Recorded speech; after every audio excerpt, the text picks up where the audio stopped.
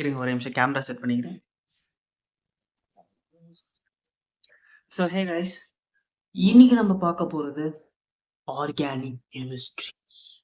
அப்படியே பாதி நீட் படிக்கிற பசங்க கொஞ்சம் டஃப்பாக ஃபீல் பண்ணுற இடம் கெமிஸ்ட்ரியில், organic chemistry. So is it really that tough? என்ன கேட்டால் நோ. அதை நீங்கள் எப்படி படிக்கிறீங்கன்றதை பொறுத்து, ஓகேவா? இந்த வீடியோவில் நம்ம அந்த ஆர்கானிக் கெமிஸ்ட்ரியோட வெயிட்டேஜ், அது எவ்வளோ கொஷின்ஸ் கேட்பாங்க, என்னென்ன இம்பார்ட்டன்ட் டாபிக்ஸ் எல்லாமே பார்த்துடலாம். ட்ரிக்ஸ் எல்லாம் பார்த்துடலாம். பேசிக்ஸ் மட்டும்தான். உங்களுக்கு தனித்தனியாக சாப்டர் வைஸ் ஏதாவது வீடியோ வேணுன்னா நீங்கள் கமெண்ட் பண்ணுங்கள். நான் என்னோட ஃப்ரீ டைமில் வீடியோ போடுறதுக்கு ட்ரை பண்ணுறேன். ஸோ ஆர்கானிக் கெமிஸ்ட்ரி, நீங்கள் இப்போ ஒரு நீட் கொஷின் பேப்பர் எடுத்து பார்த்தீங்கன்னா இந்த ரியாக்ஷன்ஸ்லாம் இருக்கும். சில ரியாக்ஷன் எழுதி போட்டு ஏபிசி கொடுத்துருவாங்க. What is A, what is பின்னு கேட்பாங்க. இல்லை which of the following is ஏதாவது ஒரு reaction, which of the following is HVC ரியாக்ஷனு, ஸ்டீஃபன்ஸ் ரியாக்ஷனு, அந்த மாதிரி. இப்போ அந்த மாதிரி கொஷின்ஸ்லாம் பார்க்கும்போது எப்படி அதெல்லாம் போடுறது அப்படின்னு டவுட் வரும். ஸோ அந்த மாதிரி டவுட் தர இடம் தான் நமக்கு இந்த ஆர்கானிக் கெமிஸ்ட்ரி. ஆர்கானிக் கெமிஸ்ட்ரி நீட்டில் மினிமம் 13 to 15 கொஷின்ஸ் வரைக்கும் போகலாம். ஸோ அபவுட் 60 மார்க்ஸ் நீங்கள் இந்த ஆர்கானிக் கெமிஸ்ட்ரி படித்தாலே வந்துடும். இந்த ஆர்கானிக் கெமிஸ்ட்ரியில் என்னென்ன சாப்டர்ஸ் இருக்கு? ஸோ நீங்கள் இப்போ தான் புதுசாக நீட் எழுத போகிறீங்கன்னா உங்களோட சிபிஎஸ்சி ஸ்டூடெண்ட்ஸ் உங்களோட 11th and 12th பார்ட் 2 புக்கில் இருக்கிறது தான் ஃபுல்லாக ஆர்கானிக் தான்.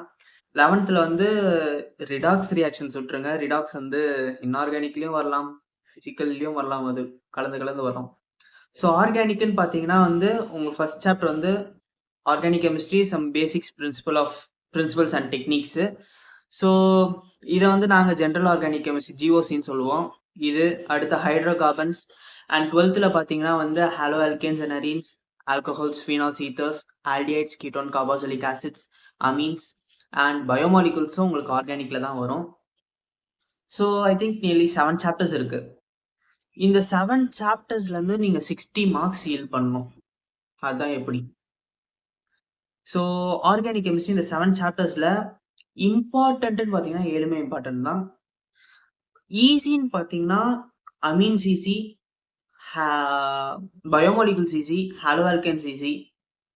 நீங்கள் நியாயமாக பார்த்தா எல்லாமே ஈஸி தான், நம்ம படிக்கிறத பார்த்து தான் எல்லாமே. But comparing to the other 4, இந்த 3 amines, biomolecules as well as halo alkanes easy. நீங்கள் ஜிஓசி அதாவது organic chemistry some basic principles and டெக்னிக்ஸில் ஐயூபேக், ஐசோமெரிசம், இந்த ரெண்டுமே ஈஸி தான். ஸோ இப்போ அதில் இம்பார்ட்டன்ஸ்லாம் என்ன? நேமிங் ரியாக்ஷன்லாம் போகிறதுக்கு முன்னாடி அது எப்படி படிக்கணும் ஆர்கானிக் கெமிஸ்ட்ரி? நிறைய பேருக்கு டவுட் வரும். இப்போ எங்கள் இன்ஸ்டியூட்டில் கொடுக்கறது படிக்கணுமா, இல்லை வேறு ஏதாவது மெட்டீரியல் யூஸ் பண்ணணுமா? தேவையே இல்லை. 11th and 12th NCERT book உங்களை பயாலஜி மாதிரி லைன் பை லைன் படிங்கன்னு சொல்ல, பட் என்னன்னு தெரிஞ்சு வச்சுக்கோங்க. உங்களுக்கே பார்த்தாலே இம்பார்ட்டன்ட்னு தெரியும்ல, இந்த ரியாக்ஷன்ஸு, basicity order, melting point, boiling point, அந்த ஆர்டரு. இப்போ திடீர்னு அமீன்ஸில் பிரைமரி அமீன்ஸில் நைட்ரஸ் ஆசிட் போட்டால் என்ன ஆகும்? ஆல்கஹால்ஸ் வரும். இதுவே அனிலினில் நைட்ரஸ் ஆசிட் போட்டால் பென்சின் டைசோனியம் குளோரைடு வரும். இந்த மாதிரி டிஃப்ரென்ஸு அதெல்லாம் தான் இம்பார்ட்டன்ட்டு. என்சிஆர்டியை லைன் பை லைன் படிக்காதீங்க, சீக்கிரமாக படித்து முடிக்கிற மாதிரி பாருங்கள். ஏன்னா நீங்கள் படித்தா மட்டும் மார்க் வராது, கொஷின் சால்வ் பண்ணணும். மினிமம் ஒரு சாப்டர், இப்போ ஆர்கானிக் எடுத்துக்கிட்டிங்கன்னா 150 to 200 கொஷின்ஸ் போட்டுருங்க ஒரு சாப்டர்லேருந்தும். இன்னும் நீங்கள் பார்த்தீங்கன்னா ஃபர்ஸ்ட் சாப்டர் இந்த organic chemistry basic principles and டெக்னிக்ஸில் நீங்கள் எவ்வளோ கொஷின் போட்டாலும் பத்தாது. நீங்கள் 100 கொஷின் போட்டு 101வது கொஷின் பார்த்தாலும் புதுசாக இருக்கிற மாதிரி தான் இருக்கும். ஸோ நல்லா படிங்க, கான்செப்ட்ஸ் அண்டர்ஸ்டாண்ட் பண்ணிக்கோங்க. இதில் நேமிங், ஐசோமெரிசம், அடுத்து அந்த SN1, SN2 அதெல்லாம் இருக்குது இந்த ஃபர்ஸ்ட் சாப்டரில். அண்ட் ஹைட்ரோ கார்பன்ஸில் பார்த்தீங்கன்னா 4 subtopics: alkanes, alkenes, alkynes, benzene, இது 4. அண்டு ஹாலோ ஆல்கேன்ஸில் ஹாலஜன் டெரிவேட்டிவ்ஸு, அந்த அப்புறம் ஆல்கஹால்ஸ் எல்லாம் அப்படியே. இதில் பேசிக்கானது என்னென்னா naming reactions, Kolbe's electrolysis, HVC reaction, Stephen's reaction, இந்த மாதிரி வந்து Wurtz reaction, Wurtz Fittig reaction, Rosenmund reduction, இந்த மாதிரி எந்த ரியேஜென்ட் போட்டா என்ன இது வரும். இப்போ வந்து ஆல்கஹால், பிரைமரி ஆல்கஹால்ல வந்து LiAlH4 லித்தியம் அலுமினியம் ஹைட்ரைட் போட்டோம்னா வந்து என்ன ஒரு ஆசிட் வரும். அந்த மாதிரி டிப் தரோல இருக்கணும் எல்லாமே. அந்த மாதிரி படிக்கணும். அண்ட் என்கிட்ட அந்த மாதிரி லைக் ஷார்ட்கட்ஸ் இருக்கு. உங்களுக்கு அதெல்லாம் வேணும்னா சொல்லுங்க, கமெண்ட் பண்ணுங்க. நான் உங்களுக்கு சாப்டர் வைஸ் ஏதாவது டவுட்ஸ் இருக்கு, அது வந்து நடத்தணும் அந்த மாதிரினா கூட கேளுங்க கமெண்ட் செக்ஷன்ல. நான் உங்களுக்கு வந்து ஃப்ரீ டைம்ல வந்து வீடியோஸ் போட ட்ரை பண்றேன். அண்ட் வேற என்ன, இந்த ஐயூபேக்லாம் நிறைய பேருக்கு வந்து எப்படி வந்து சப்ஸ்டியூயன்ட், அதாவது ஃபர்ஸ்ட் எப்படி ஸ்டார்ட் பண்ணணும், எந்த ஃபங்க்ஷனல் குரூப்புக்கு வந்து ப்ரிஃபரன்ஸ் கொடுக்கணும் அப்படின்னு சொல்லிட்டு டவுட் இருக்கும். நான் உங்களுக்கு இந்த ப்ரையாரிட்டி ஆர்டர் இங்கே கொடுக்குறேன், இதை பாருங்க. ஸோ இந்த ப்ரையாரிட்டியில தான் வந்து நீங்கள் நேமிங் பண்ணணும். இதே மாதிரி நான் அடுத்தடுத்த வீடியோவில் வந்து எதெல்லாம் வந்து இம்பார்ட்டன்ட்டு லைக் ட்ரிக்ஸ் எல்லாமே கொண்டு வரேன். ஸோ அவ்வளோதான். நீங்கள் பேசிக்காக ஆர்கானிக் கெமிஸ்ட்ரி இதுதான் 13 to 15 கொஷின்ஸ் நீங்கள் வந்து எக்ஸ்பெக்ட் பண்ணலாம். அண்ட் மோரோவர் இந்த மெக்கானிசம்ஸ், ஆல்டோல் கண்டென்சேஷன், கனிசாரோ ரியாக்ஷன்ஸ், ஸோ கண்டிப்பாக வந்து நேமிங் ரியாக்ஷன்ஸ்லேருந்து ஒரு கொஷின் வரும் அண்ட் மெக்கானிசம் பேஸ் பண்ணி ஒரு கொஷின் வரும். அது ரொம்ப இம்பார்ட்டன்ட், படிக்கணும். ஸோ நான் சாப்டர் வைஸ் போட ட்ரை பண்ணுறேன். நீங்கள் உங்களுக்கு வேணுனாலும் கமெண்ட் பண்ணுங்க. நான் இப்போ வந்து உங்களுக்கு ஒரு சின்ன எக்ஸாம்பிள் மாதிரி காட்டுறேன், லைக் எப்படி படிக்கணும்ன்ட்டு.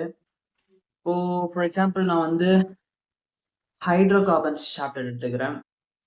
11th NCERT பார்ட் 2ல இருக்கும் ஹைட்ரோ கார்பன்ஸ் சாப்டர். இதில் வந்து இம்பார்ட்டண்ட்டான பாயிண்ட்ஸ் லைக் இப்போ ஆல்கேன்ஸில் எடுத்துக்கிட்டிங்கன்னா வந்து இந்த மாதிரி இம்பார்ட்டன்ட் லைன்ஸ் என்னன்னா இங்கே கொடுத்துருக்காங்க. Hydrocarbons are inert under normal conditions and they do not react with acid, bases and other reactions. Hence these names alkanes வந்து paraffins அப்படின்னு சொல்லுவாங்க. ஸோ இதெல்லாம் வந்து உங்களுக்கு அசர்ஷன் ரீசன் டைப் கொஷின்ஸ்ல கேட்கலாம். அசர்ஷன் வந்து alkanes are called paraffins, reason வந்து இது கொடுத்துருக்கலாம், இல்லை வேற ஏதாவது ரீசன் கொடுத்துருக்கலாம். அந்த இடத்துல உங்களுக்கு வந்து இது தெரியணும், இந்த லைன் இதுதான் எக்ஸ்பிளைன் பண்ணணும், கரெக்ட் எக்ஸ்பிளைனா நாட் எக்ஸ்பிளைனா. நிறைய பேர் என்ன நினச்சிக்கிறாங்கன்னா ஆர்கானிக் கெமிஸ்ட்ரினா ரியாக்ஷன்ஸ் மட்டும் தான் கேட்பாங்க. கிடையாது, தியரி பாயிண்ட்ஸ் நிறைய கேட்பாங்க. அதுவும் இப்போ ரீசெண்ட் இயர்ஸில் வந்து 2020க்கு அப்புறமே வந்து தியரி கொஷின்ஸ் நீட்டில் வந்து அதிகமாகிடுச்சு, physics and as well as கெமிஸ்ட்ரியில்.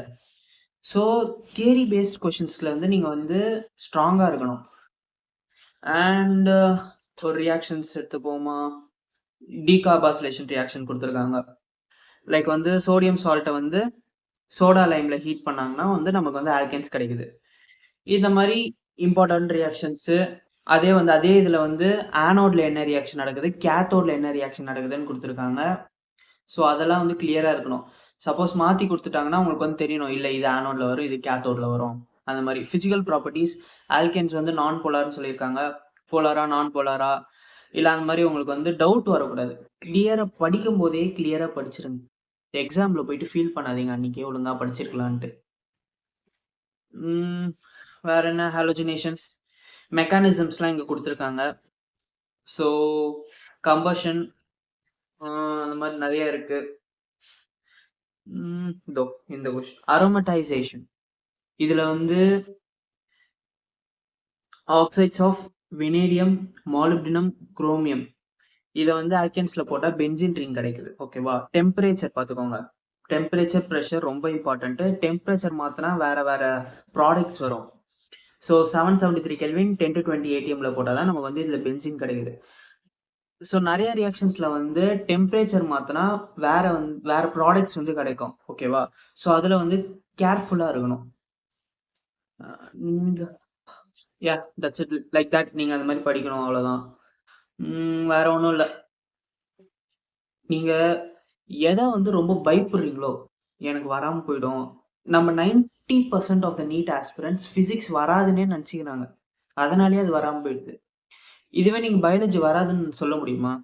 முடியாது. ஏன்னா வந்து உங்களுக்கு தெரியும், அது வந்து புக்கு அப்படியே படிச்சுட்டு போயிடுவோம், நமக்கு வரும் அப்படின்ட்டு. ஃபிசிக்ஸும் அதே மாதிரி தான். நீங்கள் லைக் ஃபார்முலாஸ் படிச்சுட்டு அண்ட் கொஷின் சால்வ் பண்ணீங்கன்னா இட்ஸ் அன் ஈஸி சப்ஜெக்ட்.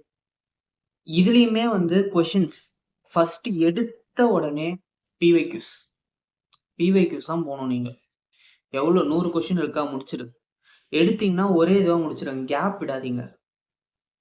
உங்களுக்கு எவ்வளோ தெரியுது.